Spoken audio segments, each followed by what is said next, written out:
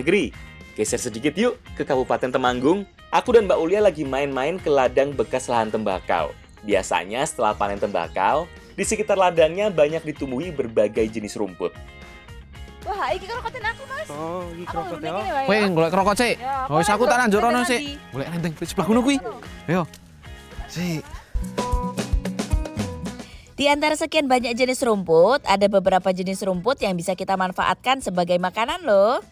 Krokot adalah tanaman yang tumbuh liar dengan bentuk batang bulat dan memiliki warna coklat keunguan. Tanaman yang memiliki kandungan air cukup banyak ini berasal dari kawasan Mediterranean. Walaupun sekilas hanya rumput liar dan hanya digunakan sebagai pakan jangkrik ini, sudah dikonsumsi sejak zaman dulu di seluruh Eropa, Asia, Timur Tengah, dan Afrika. Selain dikonsumsi, krokot juga biasa dijadikan sebagai jenis obat. Kalau aku sekarang lagi cari daun rendeng, salah satu jenis rumput yang biasa tumbuh di ladang seperti ini juga. Hei. Wis entuk oke. Bisa. Hei wangi lho aku lho. Bisa akan yang kono tapi. Oh, golek dhewean yo suwi to. Ayo. Nih, Oh, semono aku. ngece tenan kasih penting entuk. Ora direwangi sik. Nah, tak ndur. Tak ndur sik. Yo, sekarang kita olah dulu yuk kedua rumput liar ini.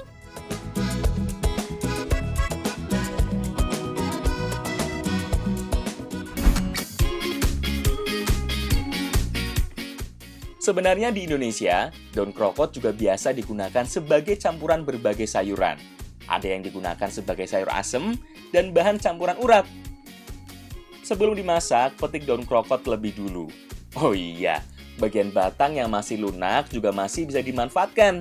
Jadi nggak hanya daunnya saja. Ikan nila ini bakal kita bikin pepes, tapi bedanya ada campuran daun krokot. Wah, Untuk bumbunya kita perlu berbagai bumbu yang diiris lebih dulu. Seperti bawang merah dan bawang putih. Ada juga tambahan irisan lengkuas, sereh, jahe, dan kunyit. Bahan-bahan ini yang rasa dan aromanya lebih kuat. Biar pepesnya lebih wangi dan rasa amis dari ikannya hilang. Tak wadahi saja aku tak ngirisku ya, Mas. Yo. Sampai apa, Mas? aku tak ngerampung kayak iki sik. Yo. Biar lebih mantep rasanya, tambah dengan irisan cabai dan tomat. Karena pepes yang akan kita buat ini juga lebih enak kalau ada rasa pedas dan segernya. Semua bahan dan bumbu sudah siap. Sekarang kita campur jadi satu. Oh iya, tambah juga dengan gula dan garam secukupnya. Jangan lupa remes-remes sedikit, biar saripati dari semua bahannya keluar. Jadi rasanya lebih menyatu nantinya.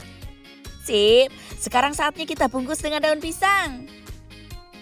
Bungkus semua bahan pepes seperti ini ya. Mulai dari bumbu, ikan nila di atasnya, kemudian terakhir kasih bumbu lagi. Bungkus daun pisang sampai benar-benar rapat. Kalau perlu, beberapa lapis sekalian yo, biar nggak mudah gosong. Soalnya pepes kali ini akan kita masak dengan cara dipanggang. Panggang pepes ikan sampai benar-benar matang. Lebih baik menggunakan arang seperti ini. Jadi matangnya dengan hawa panasnya saja, tidak matang karena terbakar api. Dengan begitu, seluruh bagian dari pepesnya matang sempurna.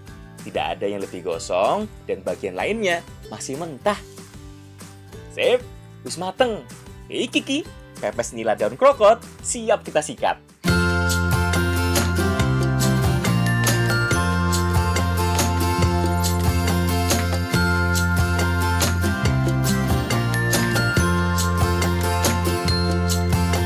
Bener kan?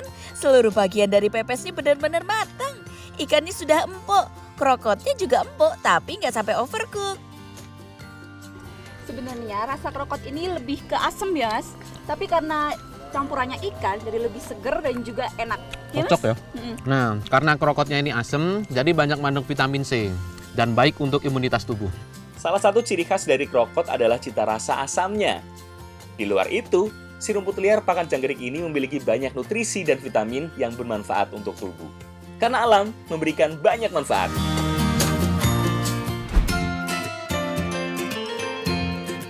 Balik lagi ke rumput liar yang tumbuh di lahan bekas kebun tembakau. Kali ini nggak cuma krokot, daun rendengnya juga akan kita olah bareng-bareng.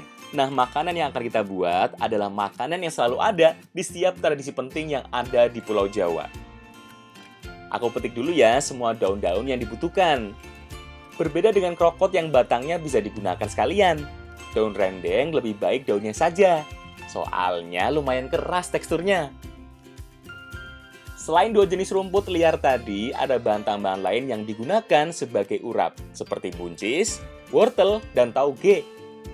Untuk buncis dan wortel, potong-potong lebih dulu, biar lebih mudah mateng saat dikukus nanti.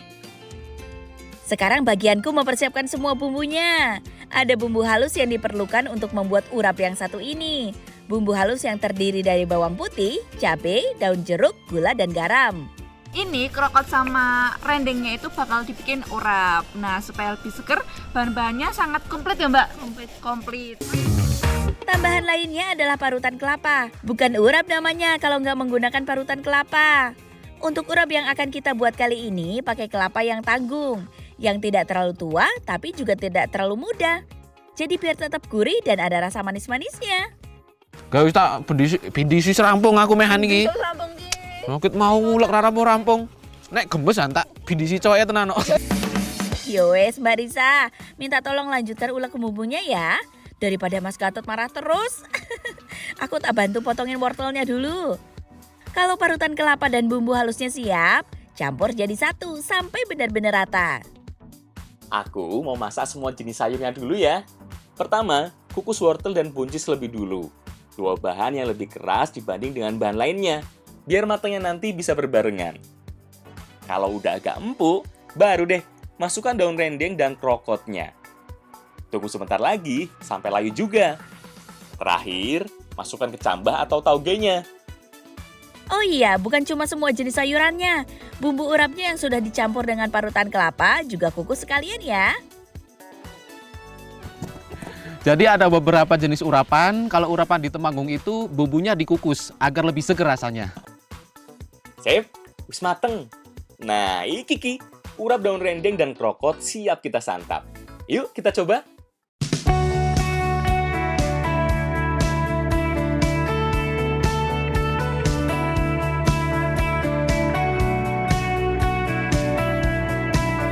Urap khas Temanggung yang bumbunya dikukus seperti ini, rasanya lebih gurih dan lebih seger. Tapi karena sudah dikukus, bumbu urapnya bisa bertahan sedikit lebih lama dibanding yang bumbunya mentah. Tapi lebih seger rasanya dibanding dengan urap yang bumbunya ditumis. Jadi perpaduan antara daun rendeng yang wangi, rasa daun krokot yang segar, dan bumbunya yang gurih bikin semuanya jadi lebih enak kalau disatukan. Karena alam memberikan banyak manfaat.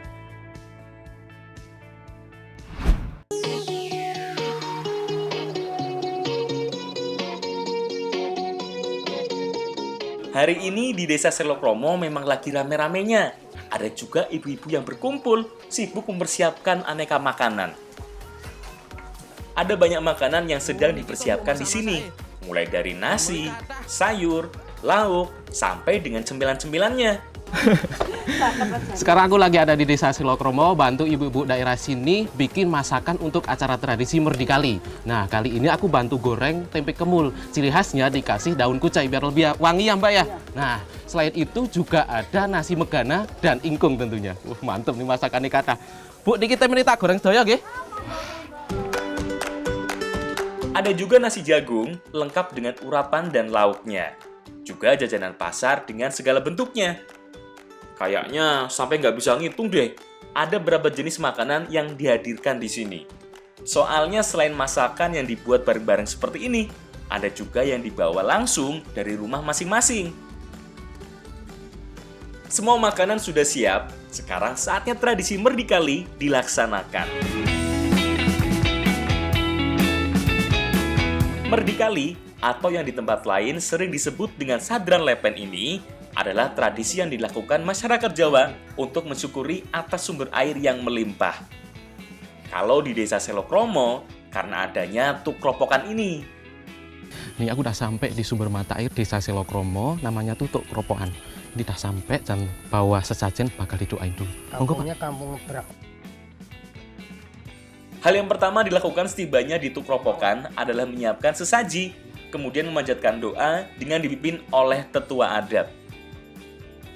Tuk kropokan dulunya adalah sumber air yang jadi denyut nadi kehidupan masyarakat Selokromo. Jauh sebelum ada air PDAM yang masuk desa, Semua orang mengambil air dari truk ropokan ini untuk keperluan sehari-hari.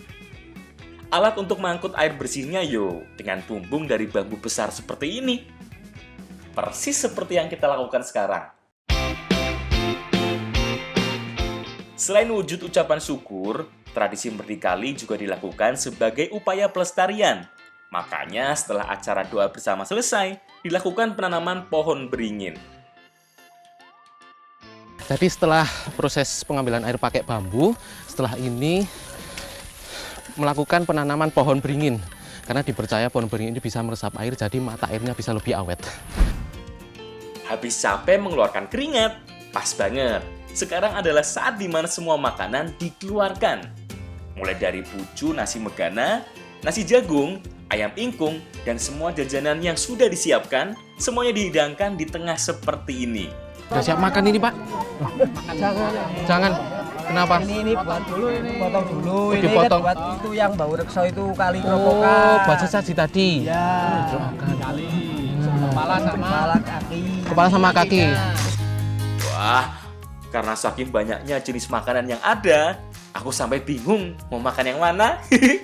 Nah, yang ini katanya namanya sengkulun. Wah, rasanya enak. Kenyal-kenyal gimana gitu. Aku jadi penasaran gimana cara membuatnya. Tarwes, sekarang aku mau ikut acara puncak dulu. Grebek gunungan. Ada gunungan yang disiapkan. Isinya adalah beragam hasil bumi apa saja yang tumbuh di tanah Selokromo ini.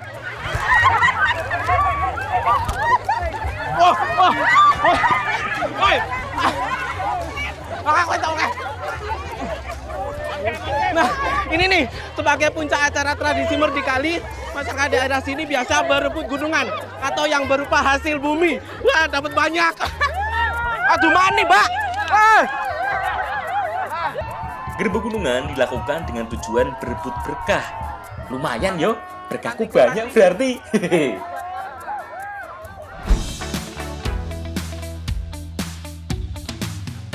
Anak negeri, sesuai yang aku infokan tadi, aku penasaran dengan jajanan pasar lokal yang bernama Sengkulun.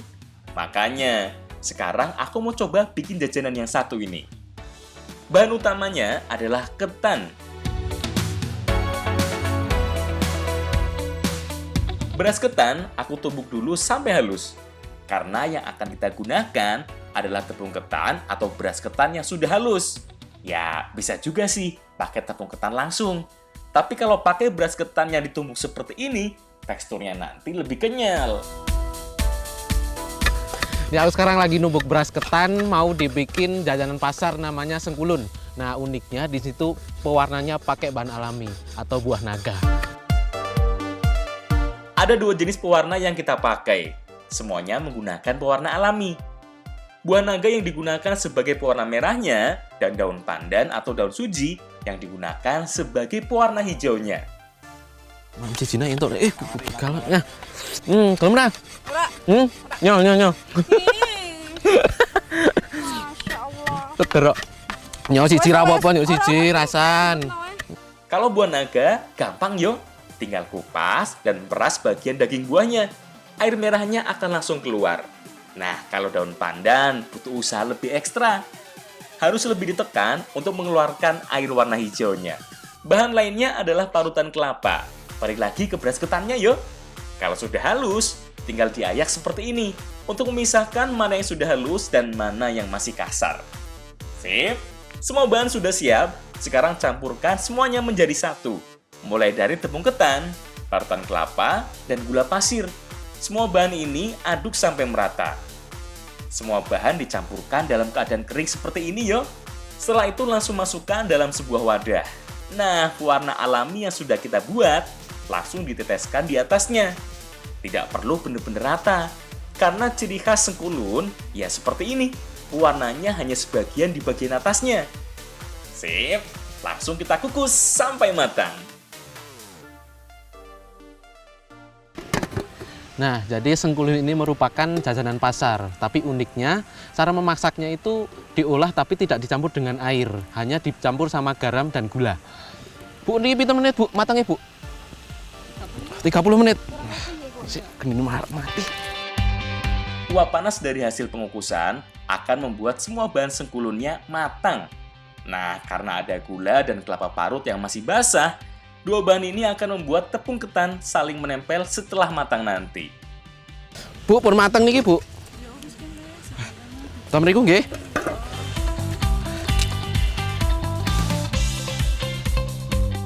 Wah, iki sengkulun sudah matang, gak sabar pengen nyobain sengkulun buatan sendiri.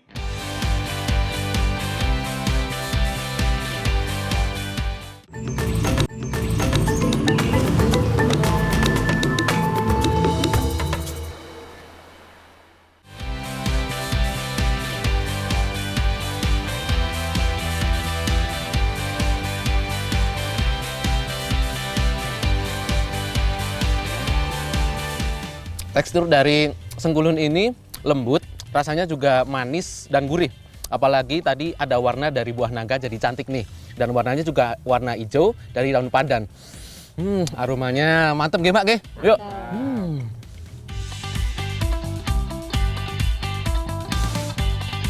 Karena alam memberikan banyak manfaat.